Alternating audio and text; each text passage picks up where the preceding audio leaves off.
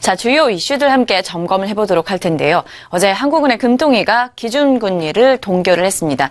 자, 이렇게 되면은 지난해 6월 이후로 거의 8개월째 계속해서 동결 수준이 이어지는 거잖아요. 네. 자, 우리가 이 부분에 대해서 어떻게 해석을 해보면 좋을까요? 네, 한국은행이 네. 8개월이면 말씀하신 것처럼 네. 작년 6월이죠. 작년 6월에 1.5에서 1.25로 이제 인하하고 나서 8개월째 동결되고 있는데요. 자, 기본적으로 한국은행이 좀 고민이 많습니다. 금리를 올려도 고민이고요. 내려도 고민인데 그런 부분들 다시 한번 보겠습니다.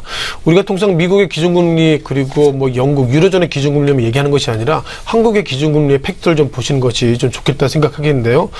아무래도 금리를 올리거나 내리지 못하는 것이 작년 말이죠. 2016년 작년 말 가계부채가 우리가 1,300조를 넘어섰다고 말씀드렸는데 1,344조입니다. 이것이 실은 가계부채만이기 때문에 어쩌면 이것이 기업이나 소위 이런 것까지 붙인다면 아마 1,500조가 넘을 것은 아닌가 이런 어떤 우려가 있는데요.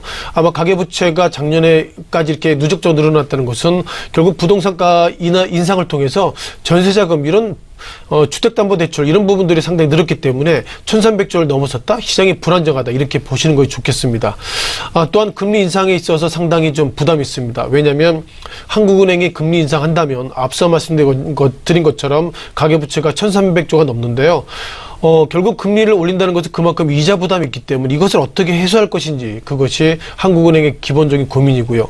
또한 금리 인하가 된다면 어쩌면 지금도 가계부채가 많은데 또한 대출을 지금보다 더 늘릴 수 있는 효과가 있다는 이런 두 가지 양변 속에서 아직까지 방향을 못 정하고 있다 이렇게 보겠습니다.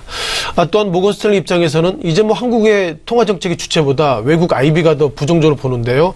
현재까지 동결했지만 올해 내 즉 2017년 내 기준금리를 3번 정도 인하해서 아마 0.5까지 내리지 않겠나 이런 어떤 좀 우려가 나고 있습니다. 정리하면 금리를 올리거나 내리거나 두 가지 관점인데요. 그것에 있는 주체가 한국은행이 아직까지 방향을 못 정하고 있는 것은 작년 말 가계부채가 1,300조를 넘어섰다는 것. 이것이 결국 어떻게 보면 또 다른 시한폭탄이기 때문에 아직까지 이러지도 못하고 저러지도 못하는 한국은행 고민을 이번에 동결 속에서 확인했다 이렇게 보겠습니다.